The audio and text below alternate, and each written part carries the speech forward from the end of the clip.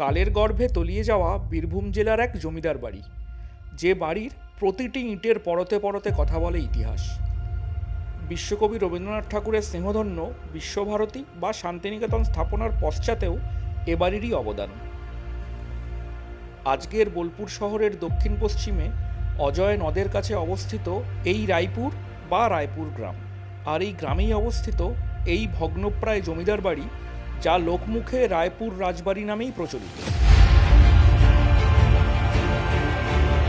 প্রায় 70 দশক থেকে শুরু করে আজ পর্যন্ত বহু সিনেমার বেশ কিছু দৃশ্যের শুটিং কিন্তু হয়েছে এই বাড়িতেই। হন্টেড প্লেস হিসেবে নাম না থাকলেও এই ভগ্নপ্রায় জমিদার বাড়ির ভেতরে আলো আঁধারির মধ্যে বেশ গা ছমছুমে অদ্ভুতুরে একটা পরিবেশ।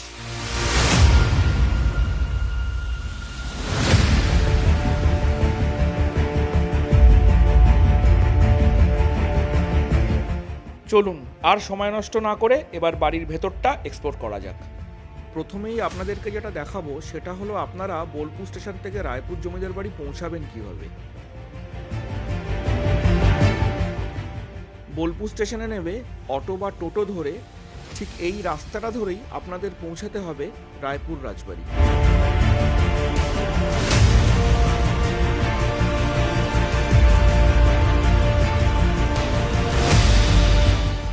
এই রায়পুর রাজবাড়িতে এন্ট্রি নেওয়ার আগে রাজবাড়ি সম্পর্কে কিছু কথা লেখা আছে এইখানে।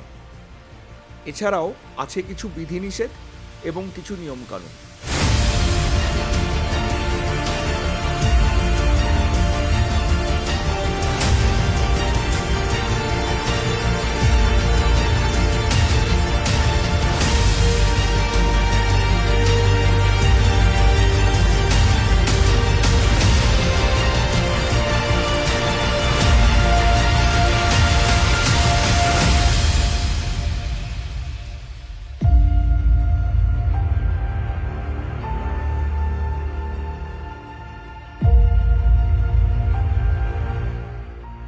প্রায় 250 বছরের ইতিহাস এই ভগ্নপ্রায় সিংহবাড়ির।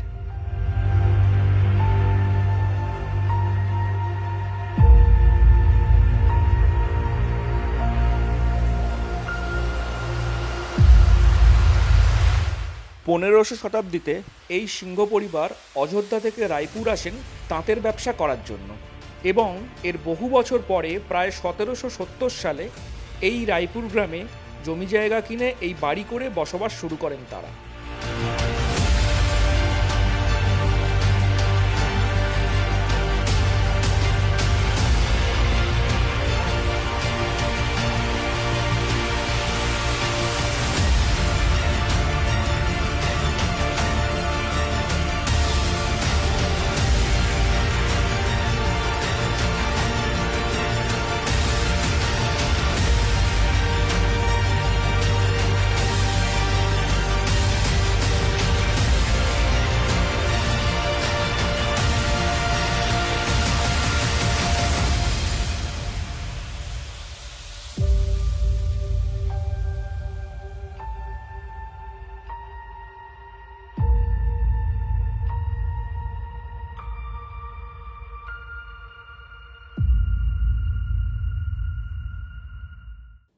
এরও প্রায় 93 বছর পর 1863 সালে বিশ্বকবি রবীন্দ্রনাথ ঠাকুরের পিতা মহর্ষি দেবেন্দ্রনাথ ঠাকুর এই বাড়িরই ছেলে ভুবনমোহন সিংহর থেকে প্রায় 20 একর জমি কেনেন। আর সেই জমিতেই আমরা আজকে শান্তিনিকেতনকে দেখতে পাই। কাকতালীয়ভাবে ঠিক এই 1863 সালের 24শে মার্চ জন্মগ্রহণ করেন সিংহ পরিবারের কৃতি সন্তান শ্রী সত্যেন্দ্র প্রসন্ন সিংহ। সিংহ পরিবারের এই কৃতি সন্তান 1915 সালে নাইট উপাধিতে ভূষিত হন। 1919 সালে প্রথম ভারতীয় হিসেবে ব্রিটিশ হাউস অফ লর্ডসের সদস্য নির্বাচিত হন এবং লর্ডস উপাধিও পান।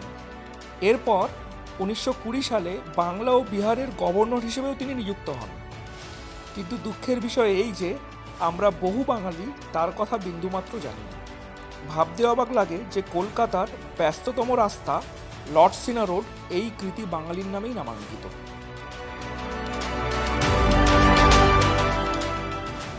বাড়িটার এই মুহূর্তে যা অবস্থা তাতে আমি আর দোতলায় যাওয়ার সাহস পেলাম না।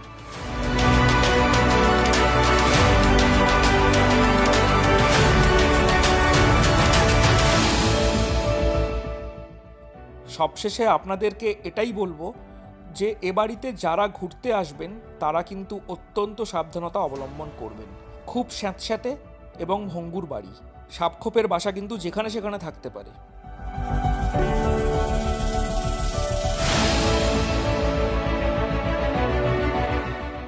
তাহলে আজকের ভিডিওতে আপনাদেরকে জানালাম রায়পুর বাড়ির সম্পর্কে কিছু অজানা কাহিনী। আবার দেখা হবে আগামী কোনো ভিডিওতে। ততক্ষণ দেখতে থাকুন এক্সপ্লোরার শুভময় এবং চ্যানেলটিকে অবশ্যই লাইক, শেয়ার এবং সাবস্ক্রাইব করুন।